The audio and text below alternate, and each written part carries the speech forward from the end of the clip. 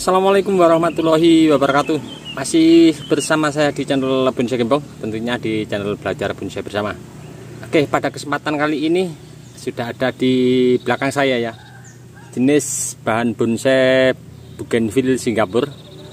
Untuk kurang lebih 3 minggu yang lalu ya, tanggal 27 Januari kemarin, saya sudah berbagi untuk teman-teman tip menambah cabang baru dengan metode terbaru. Saya dulu belajar dari teman dan saya sempat sharing ke teman-teman yang lain.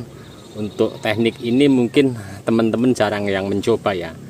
Sekitar 3 minggu yang lalu saya lakukan pengeboran tembus. Saya memanfaatkan cabang yang tidak terpakai untuk menambah cabang baru. Kita langsung lihat ya ke bahannya yang saya proses.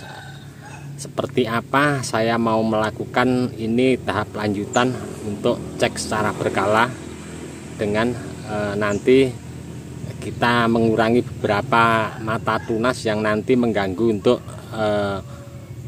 cabang ini agar cepat pertumbuhannya. Kita langsung lihat saja ya, tidak usah panjang lebar. Mudah-mudahan ini sedikit bermanfaat dan menginspirasi untuk teman-teman, dan baru pertama kali ini saya mencoba untuk menambah cabang dengan sistem pengeboran tembus pada batang utama.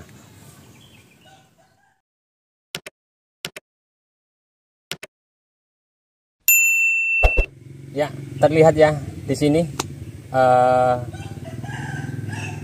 minggu yang lalu saya mencoba, baru kali ini saya trik bagaimana menambah cabang baru dengan teknik saya melakukan pengeboran di sini, tembus sampai di sini. Kemudian saya ambil mata tunas yang tidak terpakai dari atas, saya masukkan di sini. Tapi dengan satu catatan, mata tunas dengan mata bor lebarnya lebih lebar daripada mata bor ya. Jadi kita memasukkan mata tunasnya akan lebih mudah. Di sini kita lihat lebih dekat ya perkembangannya seperti apa, untuk kambium bagaimana, sudah jalan apa belum, dan terlihat di sini sudah mengangkat tingkat kesuburannya ya. Dan nanti saya akan mau melakukan treatment tahap lanjutan bagaimana supaya cabang ini cepat besar ya. Oke, ini untuk kondisi saat ini paling ujung pada cabang yang saya masukkan ke lubang bor ya. Nah, terlihat di sini. Alhamdulillah ya, untuk kambium sudah sedikit jalan. Ini di sini tembus di belakang saya bor. Saya masukkan, mengambil mata tunas yang tidak terpakai.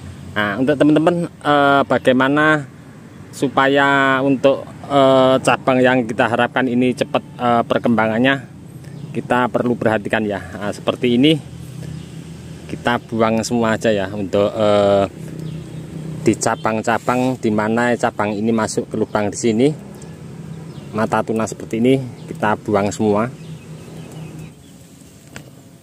Kenapa ini saya buang? Karena di saat seperti ini kita biarkan, kalau ini cepat besar, ini akan menghambat untuk pertumbuhan cabang yang kita inginkan cepat besar ya. Pengennya kita besar di sini, cepat menyatu sama ini, sama batang utama keseluruhan. Terlebih lagi kalau di sini, dari sini ya, untuk cabang ini anak cabang daripada batang ini. Nah, saya akan lakukan untuk pemotongan agar mempercepat untuk pertumbuhan di sini, terutama pada cabang di sini.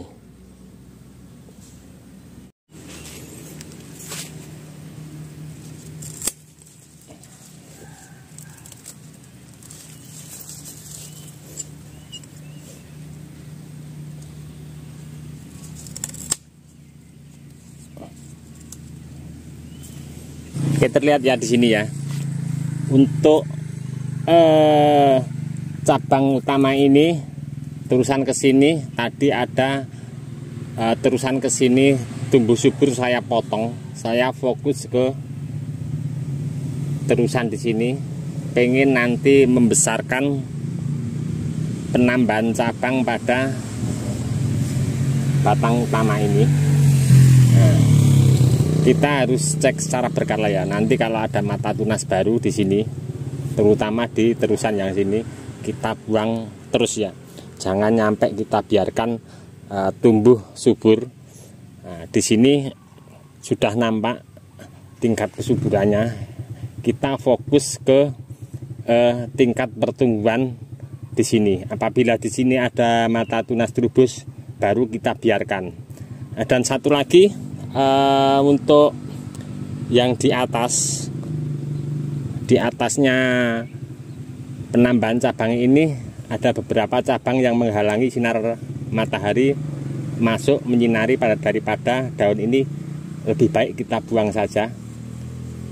Itu yang pertama, agar matahari mengenai daripada daun ini. Karena ini kalau jam segini ini sekitar jam 10 ya, setengah 11, ini sudah terhalang sinar matahari, akan menghambat pertumbuhan. Dan nanti kalau sore mataharinya ke sebelah sana juga terhalang nyampe sore, makanya untuk pertumbuhannya agak sedikit kurang cepat ya.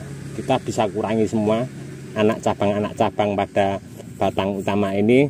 Dan terlebih untuk cabang-cabang yang di sebelah sana, anak cabangnya kita lakukan pengurangan agar untuk mata tunas di sini biar terkena sinar matahari full dari pagi nyampe sore.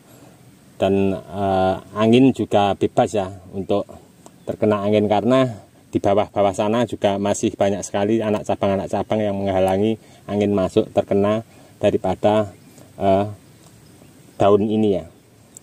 Oke teman-teman, cukup sekian dulu dari saya di channel Bonsai Gembong. Ini tadi sedikit ya, saya review ulang untuk proses terbaru, trik bagaimana menambah cabang baru dengan teknik pengeboran tembus. Terus saya memanfaatkan cabang baru, saya masukkan di sini. Ini alternatif yang mungkin teman-teman belum pernah coba ya. Saya mencoba, mudah-mudahan ini nanti berhasil. Akan selalu saya update untuk teman-teman untuk perkembangannya ini. Oke, untuk teman-teman yang selalu menyimak mensupport di video saya ucapkan banyak-banyak terima kasih. Tidak bisa saya sebutkan satu persatu. Dan untuk teman-teman yang komen-komen di bawah deskripsi mungkin tidak bisa saya tanggapi satu persatu juga. Saya mohon maaf, mungkin karena waktu juga keadaannya. Cukup sekian dulu dari saya di channel Bonsai Gembong. Salam satu hobi, salam budidaya. Assalamualaikum warahmatullahi wabarakatuh.